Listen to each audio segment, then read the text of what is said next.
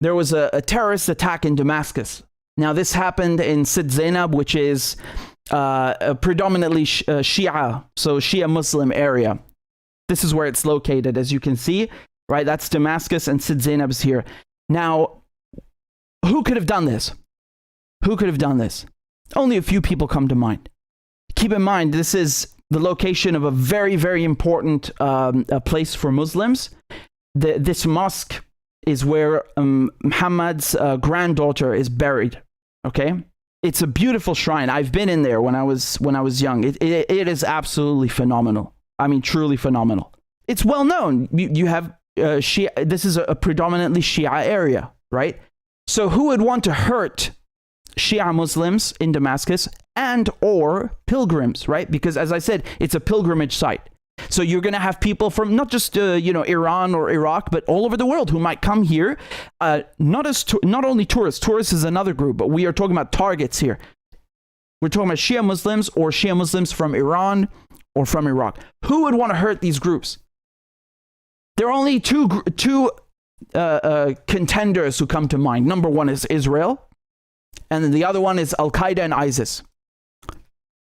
No one else would do something like this, okay? So there are conflicting reports of whether this was on a motorcycle or a taxi. It doesn't matter, because in the end it did happen. And, sadly, 6 people perished. 6 people perished, and there are about 15 to 20 people wounded. You know, the figures in the aftermath, the figures always change, unfortunately. So it might get worse. But why does this come at a time like this? Because Damascus, the capital in Syria, has been stable for quite some time, right? Remember, this war has been going on for 12 years now, since 2011. There was a period where Damascus was doing very, very, very badly. And, you had all of these groups like Jaish al-Islam and Faylaq al-Rahman, basically offshoots of Al-Qaeda that are supported by Turkey, by Saudi Arabia, by the United States, by Europe, by Israel, who were in Damascus and in Jobat and in the suburbs, and then they were kicked out and Damascus was taken back. And now most of Syria has been taken back. But you still have pockets in the desert. You still have pockets of ISIS, of Daesh, here near Palmyra, near Tadmur, okay? So look how big Syria is. So on the road from Damascus to Palmyra, so it's about a 4-hour drive, if I remember well. Here, you still have pockets of ISIS. Now, down here, you see the corner right here between Jordan, Iraq, Syria. This is very, very strategic. You have Al Tanaf. There's a U.S. air base here. So what a coincidence that, that a stone's throw away, you have pockets of ISIS that are there. This is a very important U.S. airbase. Now, officially, if you look at some bogus map, that some mainstream outlet will cook up, they'll tell you, oh, well, this is a Free Syrian Army outpost or something. It's a U.S. airbase. Cut the crap. Speak straight. It's a U.S. airbase. Now, up here, above and to the east of the Euphrates River, all of this, it's like 1/3 of Syria, right? This is U.S. and Kurdish. And then up here you have, in Idlib, you have Turkey and Al-Qaeda. So, and Israel, of course, down here in the Golan Heights. So it's still very much, carved up. But my point here is that you only have a few groups who would want to hurt Shia Muslims or Iranians. Now, thankfully, there were no Iranians who were harmed, but still 6 people perished. These are Syrian civilians. You'll have Israelis who will try to justify this. Well, once again, their Israeli terrorism is always okay, right?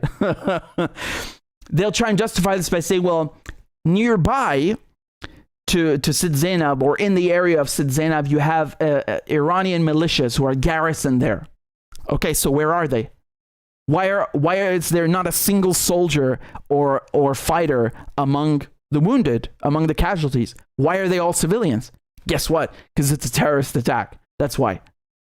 This is an attempt to indirectly provoke Iran, and more importantly, it's an attempt to destabilize Damascus again. Because as I was telling you, in recent years, it's become stable. It's not like before we have mortars coming down all the time. And it was very, very, very close. Now, when we say that the Israelis could have done this, I mean, there's no shortage of Israeli attacks in Beirut, in Damascus. Jesus, I'm not even talking about airstrikes. I'm talking about assassinations. I'm talking about, car bombs. We'd be here all night. Truly, we'd be here all night. So I'm just putting this forward as a potential contender. One option is Israel. Israel, as I said, they like to use this excuse of, Iran is inside Syria, and therefore we have to counter Iran inside Syria. Well, that doesn't make any sense, because Iran was not inside Syria until they started, this war against Syria in 2011. There were no Hezbollah fighters. I mean, certainly to an extent, yes, but not in the quantities you have now. There were no Hezbollah fighters or Russian soldiers or Iranian soldiers like now in 2023 or during this war before 2011. They just weren't there because there was no need for them to be there. So who caused this war? What do you think would prompt Iran to start sending troops, many of them who have died and have bled, to save Syria from Al-Qaeda, from Israel, from the United States, from, all of these 50 flavors of jihad, as I like to call them, Jabhat al-Nusra, etc., etc. Why? Who prompted Iran to come help Syria in the first place? It's Israel. So when Israel says there's an Iranian threat on the Syrian side of the border, it's a lie. The threat is coming from Israel, and you don't have to take my word for it. You can go and watch. I've played it for you a million times, so you've probably seen it. But I always play this clip of the Mossad chief. We were just talking about the Mossad, Israel's intelligence outfit, right? So the head of the Mossad, the former head, openly says, "Yeah, we armed and gave medical assistance to Al Qaeda in Syria." What? Yeah. Like, it's on Al Jazeera. I played the interview for you. It's not a secret. It's not. This is not a secret. It's old news. It's very old, right? Already in 2017, they're admitting this. So, the Israeli position is that it's, even if Al Qaeda supposedly, right, is the number one enemy of the United States, it's the whole reason for the war on terror, right? Even though this is our staunchest allies' number one enemy, we will go and help them because we hate the government in Damascus so much that it becomes okay to work with Al Qaeda. That's the Israeli position. This doesn't leave much wiggle room here, does it? When you say it's either Israel or Al Qaeda, who the hell knows? It could be both at this point, right? And what did the Mossad chief say? He said the rules of the game in Syria are such that anything is possible. Yeah, he means it.